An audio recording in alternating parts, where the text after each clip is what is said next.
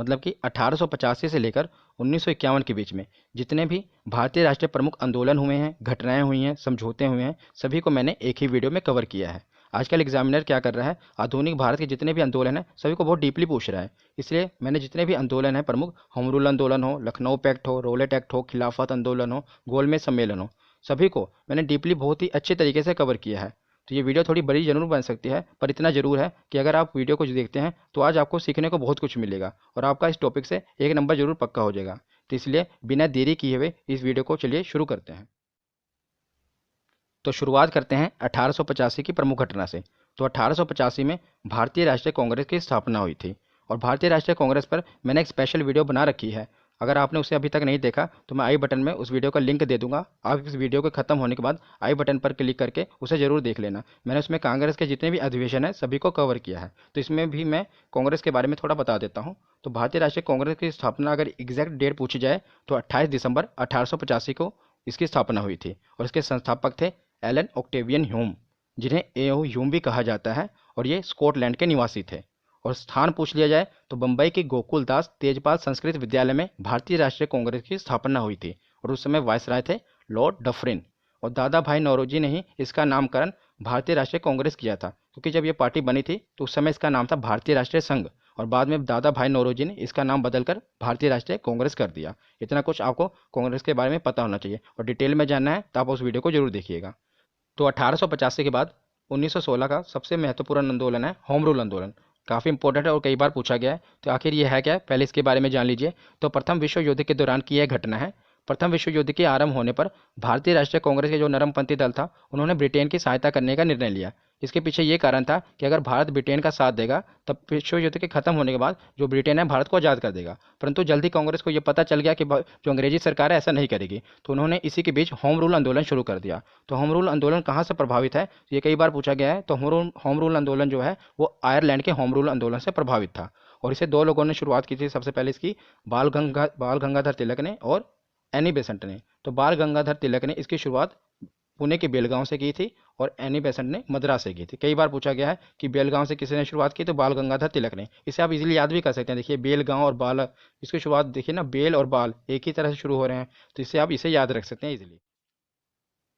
तो home rule आंदोलन के बाद अब हम देखते हैं रोलेट एक्ट। तो ये है घटना है 19 मार्च 1919 की।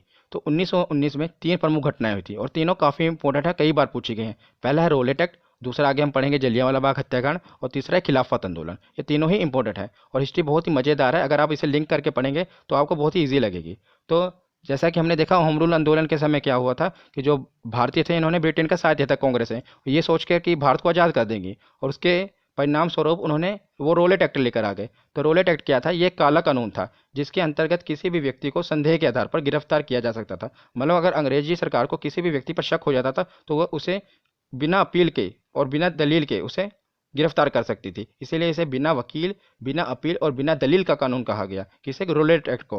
और रोलेट एक्ट के तहत ही सैफुद्दीन किचलू और डॉक्टर सत्यपाल, ये दोनों पंजाब के लोकप्रिय नेता थे, इन्हें 10 अप्रैल 1919 को गिरफ्तार कर लिया गया। देखिए रोलेट एक्ट आया 19 मार्च 1919 को और 10 अप्रैल 1919 को पंजाब के जो दो लोकप्रिय नेता थे सैफुद्दीन किचलू और डॉक्टर सत्यपाल, इन दोनों को ही इसके तहत गिरफ्तार कर लिया गया।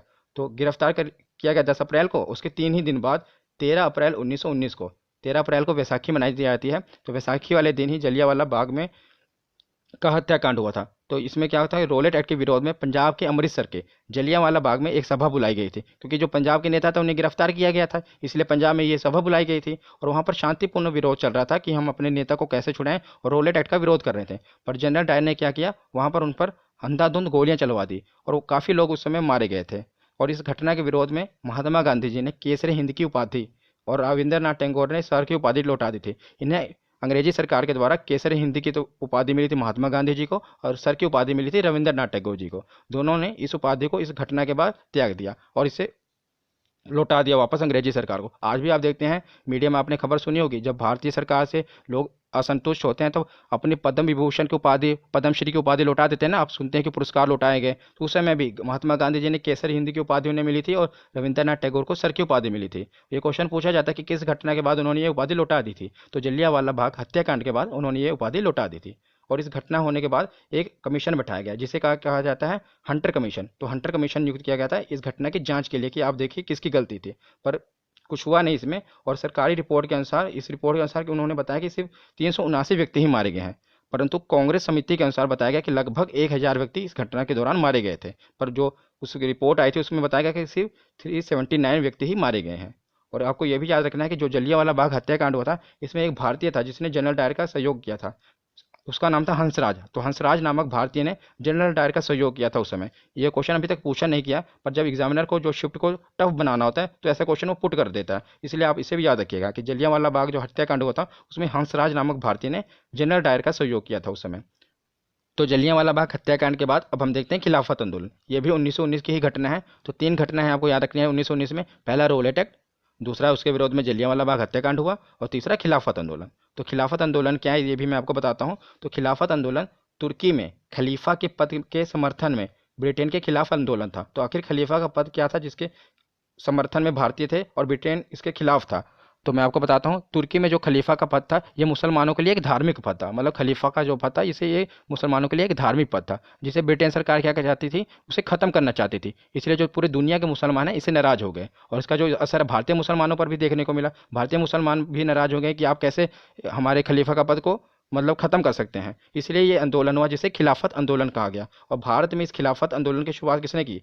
तो शौकत अली और मोहम्मद अली, इन दो भाइयों ने इसकी शुरुआत की थी खिलाफत आंदोलन की। इन्हें अली बंधु के नाम से भी जाना जाता है। कई बार ऐसा लिखा होता है कि खिलाफत आंदोलन की शुरुआत अली बंधु ने की, तो उनका नाम था शौकत अली और मोहम्मद अली, जिन्हें अली बंधु कहा जाता है। याद रखिएगा आप इसे। अब खिलाफत आंदोलन के बाद 1919 में खिलाफत आंदोलन हुआ और 1920 में असहयोग आंदोलन हो गया। 1 अगस्त 1920 को महात्मा गांधी जी के नेतृत्व में असहयोग आंदोलन शुरू किया गया। असहयोग आंदोलन क्यों शुरू किया गया? क्योंकि असहयोग आंदोलन इसलिए शुरू किया गया क्योंकि हंटर आयोग ने कोई फैसला नहीं लिया और खिलाफत आंदोलन से भी कोई बात नहीं बन रही थी। इसलिए 1920 को असहयोग आंदोलन शुरू कर दिया गया। और असहयोग आंदोलन का मतलब ही है कि अंग्रेजी सरकार का सहयोग ना करना। आप देख रहे हैं ना, इस असहयोग, असहयोग का मतलब क्या है कि अंग्रेजी जो सरकार थी उसका बिल्कुल सहयोग ना करना। और इसमें क्या हुआ कि अगर आप देखेंगे तो जो असहयोग आंदोलन चल रहा था उस समय जो सभी लोगों ने बहुत बढ़ चढ़कर ही भाग लिया। इस समय कई लोगों ने वकालत छोड़ दी, जो वकील थे उन्होंने वकालत छोड़ दी, जो अध्यापक थे उन्होंने पढ़ाना छोड़ दिया था, और जो भारतीय थे उन्होंने टैक्स देना भी बंद कर दिया था, ताकि किसी भी तरह जो अंग्रेजी हुकूमत है उस पर दबाव बनाया जाए। और लोगों ने बाद में जो है विदेशी कपड़े थे उसे भी जलाना शुरू कर दिया था। मतलब लोगों ने बहुत ही बढ़ चढ़कर उसमें समय भाग लिया था, और जो अंग्रेजी सरकार था उसका पूरा तरह से असहयोग आंदोलन उसके खिलाफ बहुत ही जोर तौर से चलाया था, पर इसका भी कोई बाद में परिणाम नहीं निकला था। और उस समय 1920 में यह आंदोलन चला था, और उसके 2 साल बाद चोरी चोरा कांड हो गया। बहुत ही प्रमुख घटना इतिहास की चोरी चोरा कांड। तो महात्मा गांधी जी के असहयोग आंदोलन के दौरान 4 फरवरी 1922 को कुछ लोगों की गुस्साई भीड़ ने क्या किया, गोरखपुर के एक थाना था चोरी चोरा, तो उसमें पुलिस थाने में आग लगा दी, जिसमें क्या हुआ 23 पुलिस वालों की मौत हो गई।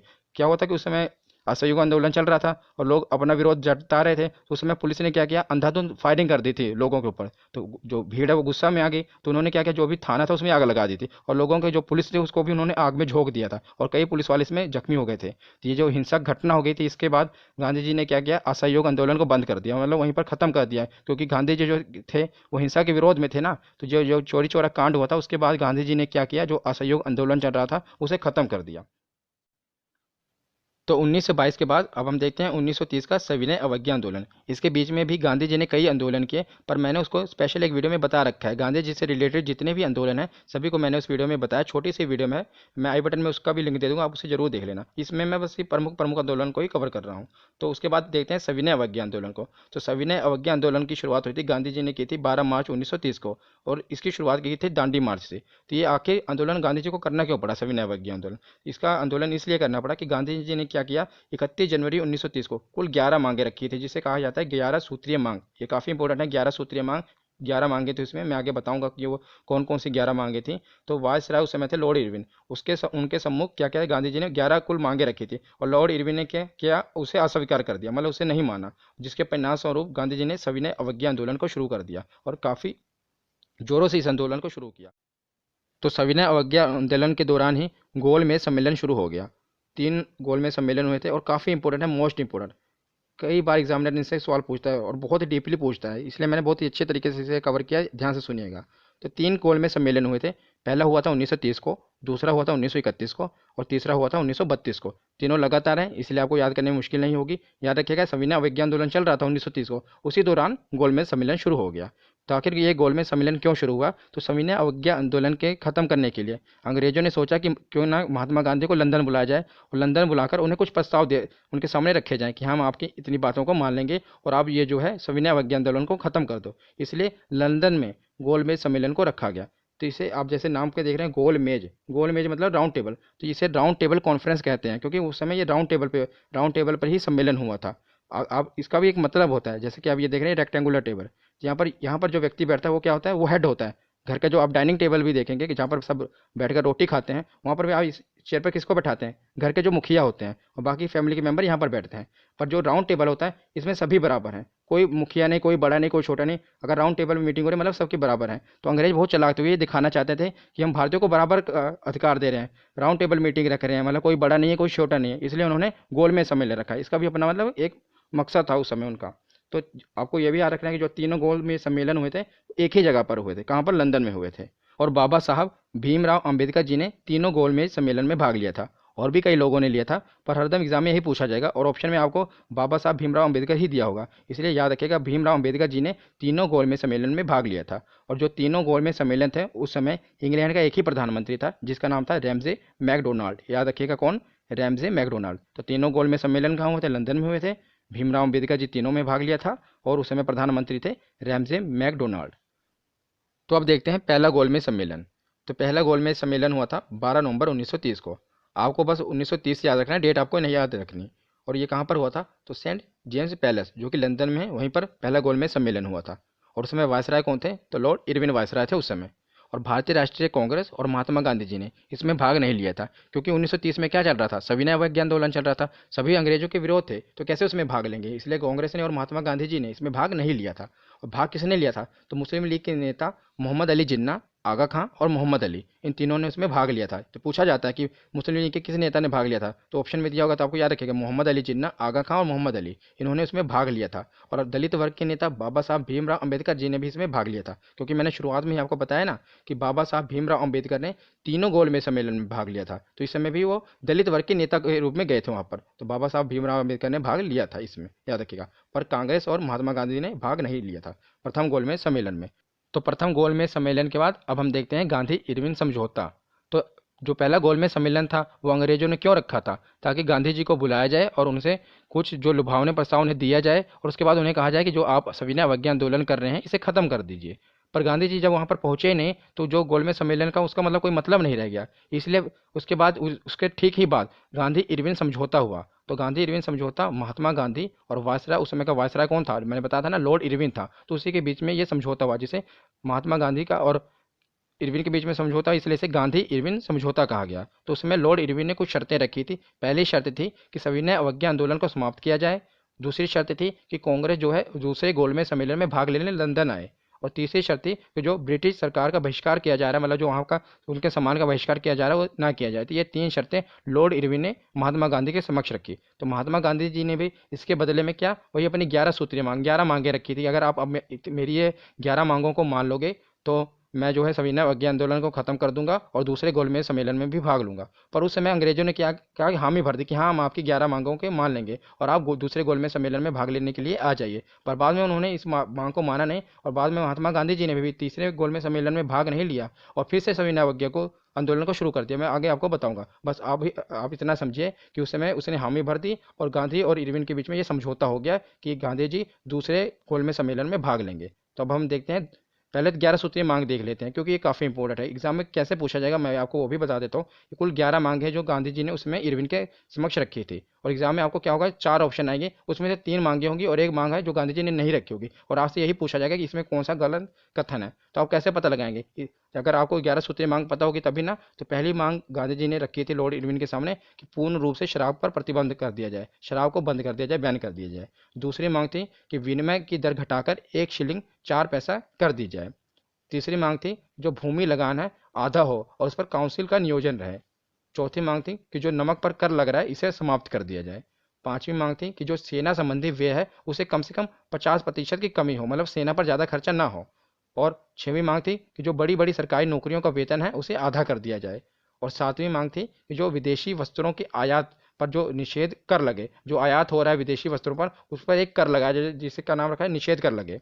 और आठवीं जो मांग थी वो थी कि भारतीय समुद्री तट पर केवल भारतीय जहाज़ों के लिए सुरक्षित रहे, मतलब जो भारतीय जहाज़ हैं उनके लिए सुरक्षित किया जाए उसे, और इसके लिए एक कानून का निर्माण हो। और नौवीं मांग थी कि जो सभी राजनीतिक बंदी हैं उन्हें छोड़ दिया जाए, मतलब जिन्हें को भी अंग्रेजी सरकार ने क्या किया, बंदी बनाकर रखा हुआ राजनीतिक लोगों को उनको छोड़ दिया जाए। और 10वीं मांग थी कि गुप्तचर पुलिस हटा दी जाए अथवा उस पर जनता का नियंत्रण रहे। मतलब अंग्रेजों ने क्या किया था ना, आपको पता है रोलेट एक्ट लगाया था, मतलब किसी को भी शक के आधार पर गिरफ्तार कर दिया जाए, जिसे गुप्तचर पुलिस कहा गया था। उससे उन्होंने गांधी जी ने कहा इसको हटा दिया जाए। और 11वीं मांग थी कि आत्मरक्षा के लिए हथियार की अनुमति दी जाए, कि अगर किसी भी व्यक्ति को अपनी रक्षा के लिए हथियार रखने की अनुमति दी जाए। ये कुल 11 मांगे थी जो उस समय गांधी जी ने इरविन के समक्ष रखी थी, इसलिए आपको इसे पता होना चाहिए। तो अब हम देखते हैं दूसरा गोलमेज सम्मेलन। तो दूसरा गोलमेज सम्मेलन हुआ था 1931 को। तो गांधी इरविन के बीच में समझौता हुआ, तो उसके समझौते के तहत क्या करना था कि गांधी जी को इस सम्मेलन में भाग लेना था। तो गांधी जी ने इस सम्मेलन में भाग लिया था। तो ये कहाँ पर हुआ था, तो सेंट पॉल पैलेस जो कि लंदन में है, क्योंकि तीनों सम्मेलन कहाँ पर हुए थे, तो लंदन में ही हुए थे। और उसमें वायसराय कौन था, तो लॉर्ड लिनलिथगो उस समय वायसराय था। पहले सम्मेलन में कौन वायसराय था, लॉर्ड इरविन, और दूसरे में लॉर्ड लिनलिथगो। तो कौन कौन से सदस्य ने इसमें भाग लिया था, तो मुस्लिम लीग की तरफ से मोहम्मद अली जिन्ना आए थे, और दलित वर्ग के नेता बाबा साहब भीमराव अम्बेडकर, इन्होंने तो तीनों ही सम्मेलन में भाग लिया था। और सबसे महत्वपूर्ण क्या है कि कांग्रेस की तरफ से प्रतिनिधि कौन आए थे, महात्मा गांधी। और महात्मा गांधी जी एस राजपूताना नामक जहाज से लंदन आए थे। एसएससी में कई बार पूछा गया है कि महात्मा गांधी जी किस जहाज से लंदन आए थे दूसरे गोलमेज सम्मेलन में भाग लेने के लिए, तो याद रखिएगा एस राजपूताना जहाज से। और जब महात्मा गांधी जी लंदन आए थे तो एक फ्रैंक मोरिस अंग्रेज व्यक्ति था, उसने गांधी जी को अर्धनग्न फकीर कहा था उस समय। याद रखिएगा, ये भी पूछा गया है कि गांधी जी को अर्धनग्न फकीर किसने कहा था, तो फ्रैंक मोरिस ने। जब गांधी जी दूसरे गोलमेज सम्मेलन में भाग लेने के लिए लंदन आए थे तो उस समय फ्रैंक मोरिस ने गांधी जी को अर्धनग्न फकीर कहा था। तो दूसरे गोलमेज सम्मेलन के बाद अब हम देखते हैं तीसरा गोलमेज सम्मेलन। ये इतना इंपॉर्टेंट नहीं है क्योंकि पूछा नहीं जाता, बस आप इसकी डेट याद रखिएगा। जो पहला 30 में हुआ था, दूसरा 31 में, ये 32 में, वह लंदन में ही था। तो उसके बाद जब दूसरे गोलमेज सम्मेलन के बाद जब गांधी जी ने भाग लिया, पर जो 11 सूत्रीय मांग रखी थी गांधी जी ने, उसको अंग्रेजी सरकार ने माना नहीं। उन्होंने बस इसलिए हमें भर दिया था ताकि गांधी जी गोलमेज सम्मेलन में भाग ले, पर जब उन्होंने माना नहीं तो कांग्रेस ने उसके बाद इसका भी बहिष्कार कर दिया। और मतलब फिर ये क्या हुआ, यह सम्मेलन भी पूरी तरह से असफल रहा इसमें, क्योंकि कांग्रेस ने भाग ही नहीं लिया, महात्मा गांधी जी ने भाग ही नहीं लिया। और उन्होंने फिर से जो सविनय अवज्ञा आंदोलन को थोड़े समय के लिए स्थगित किया था, उन्होंने फिर से उसकी शुरुआत की थी। तो यहाँ पर तीनों गोलमेज सम्मेलन खत्म होते हैं। अब उसके बाद हम देखते हैं पूना समझौता। तो पूना समझौता क्या है, जैसे 1930, 31, 32 तीनों सम्मेलन हुए, तो 1932 में क्या हुआ, पूना समझौता। क्योंकि महात्मा गांधी जी ने जब सविनय अवज्ञा आंदोलन दोबारा शुरू किया तो अंग्रेजों ने क्या किया, उन्हें जेल में डाल दिया। कहाँ के जेल में, तो यरवदा जेल, ये पुणे में है, वहाँ पर महात्मा गांधी जी को बंद कर दिया गया। तो उसी समय महात्मा गांधी जी और भीमराव अम्बेडकर जी के बीच में एक समझौता हुआ था जिसे पूना समझौता कहा जाता है। ये भी महत्वपूर्ण है। अभी जो आरआरबी के पेपर चल रहा है एनटीपीसी का, उसमें ये पूछा गया था कि जो पूना समझौता हुआ ये किसके बीच में हुआ था, तो याद रखिएगा महात्मा गांधी और भीमराव अम्बेडकर जी के बीच में पूना समझौता हुआ था। कहाँ पर, यरवदा जेल में, क्योंकि उस समय गांधी जी को यरवदा जेल में बंद किया गया था। और इसका परिणाम क्या निकला, क्योंकि मतलब कि जो समझौता हुआ अम्बेडकर जी के बीच में और महात्मा गांधी जी के बीच में, इसका परिणाम क्या निकला, तो क्या हुआ, जो केंद्रीय विधानमंडल में दलित वर्ग के लिए जो सुरक्षित रिजर्व सीटें होती हैं उसे 18% बढ़ा दिया गया। आज भी आप देखते हैं ना कि लोकसभा राज्यसभा में एससी कास्ट के लिए हो या एसटी जाति के लिए वहाँ पर रिजर्व सीटें होती हैं, तो उस समय भी केंद्रीय विधानमंडल में दलित वर्ग के लिए सुरक्षित सीटों को 18% बढ़ा दिया गया। और जो प्रांतीय विधानमंडल था उसमें पहले दलित वर्ग की 71 सीटें थी, 71 थी, और जिसे बढ़ाकर 148 कर दिया गया। दोनों याद रखिएगा, पुनः समझौता। तो पुनः समझौता के बाद ये हुआ था अपना 1932 को। उसके बाद हम आते हैं सीधा 1940 में। तो 1940 में पाकिस्तान की मांग उठ पड़ी। तो पाकिस्तान की मांग किसने की, तो 24 मार्च 1940 को लाहौर का अधिवेशन हुआ था। इसकी मैंने चर्चा की थी ना कांग्रेस के अधिवेशन में, अगर आपने इस वीडियो को नहीं देखा जरूर देख लीजिएगा, मैंने सभी अधिवेशन की उसमें विस्तार से चर्चा की है। तो 24 मार्च 1940 को लाहौर अधिवेशन हुआ। मुस्लिम लीग ने इसमें पाकिस्तान की मांग की। मुस्लिम लीग के नेता कौन थे प्रमुख, अपने जिन्ना साहब, उन्होंने ही इसकी मांग की कि हमें अलग पाकिस्तान चाहिए। तो उसके बाद 1947 को 3 जून 1947 को माउंट बेटन योजना आई। तो माउंट बेटन योजना के तहत उस समय वायसराय थे माउंट बेटन। तो 3 जून 1947 को वायसराय माउंट बेटन ने भारत के विभाजन की योजना रखी और उन्होंने भारत और पाकिस्तान को अलग कर दिया। तो भारत जो है 15 अगस्त 1947 को अपनी आज़ादी मनाता है और पाकिस्तान 14 अगस्त 1947 को अपनी आज़ादी मानता है। वो मानता है कि मैं 14 अगस्त 1947 को आज़ाद हुआ था पाकिस्तान। और जो भारत और पाकिस्तान के बीच में जो रेखा है, सीमा रेखा है, उसे रेड क्लिफ रेखा कहा जाता है। ये जो आप देख रहे हैं ना, इसे रेड क्लिफ रेखा रेखा कहा जाता है। तो उस समय 1947 को क्या हुआ था, ये आप देख रहे हैं, ये जो पाकिस्तान है इसे पश्चिमी पाकिस्तान, इधर वाले पाकिस्तान जो आज बांग्लादेश है, ये पाकिस्तान से ही आज़ाद हुआ है, इसे पूर्वी पाकिस्तान कहा गया।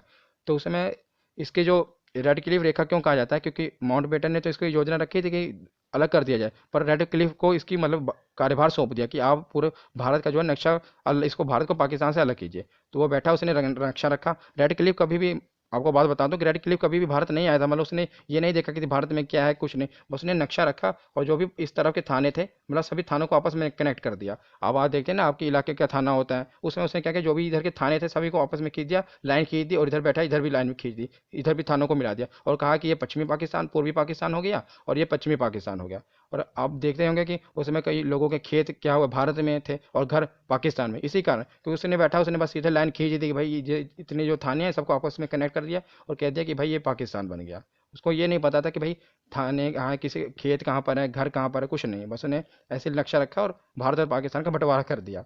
तो ये तो एक फैक्ट था, मैं आपको बता रहा हूँ। तो बस आपको तो ये याद रखना है कि रेड क्लिफ लाइन कहा जाता है इसको, और माउंटबेटन योजना के तहत अलग किया गया था। उसके बाद आखिर में सबसे इंपॉर्टेंट है भूदान आंदोलन, ये भी काफ़ी इंपॉर्टेंट है। और 1951 को विनोबा भावे ने भूदान आंदोलन शुरू किया था। तो उन्होंने ये भूदान आंदोलन क्या है इसके बारे में बताता हूँ। तो जब भारत आज़ाद हुआ था, तो भारत की आज़ादी के बाद ये देखा गया था कि जो ज़्यादातर ज़मीनें थी वो ज़मींदारों के पास थी, क्योंकि उन्होंने कब्जा कर रखा था, और जो भारत के जो बेचारे किसान थे, गरीब थे, उनके पास कोई ज़मीन नहीं थी। तो विनोबा भावे ने उनसे ज़मीनों को, जो ज़मींदार थे, उनसे ज़मीनों को दान देने को कहा कि आप दान दीजिए, और इसे भूदान आंदोलन कहा गया। तो लोगों ने दान दी भी, जो ज़मींदार थे उन्होंने ज़मीनों को दान दिया, और सबसे पहले रामचंद्र रेड्डी ने सबसे पहले भूमि दान की थी। इनका नाम याद रखिएगा, क्योंकि इन्होंने सबसे पहले दान की थी, इसलिए इसे भूदान आंदोलन कहा गया, क्योंकि ज़मींदारों ने अपने भूमि का दान किया था। तो आज की ये वीडियो यहीं पर खत्म होती है। कैसी लगी आपको वीडियो, कमेंट पे जरूर बताना, और वीडियो को लाइक और शेयर जरूर करना। धन्यवाद।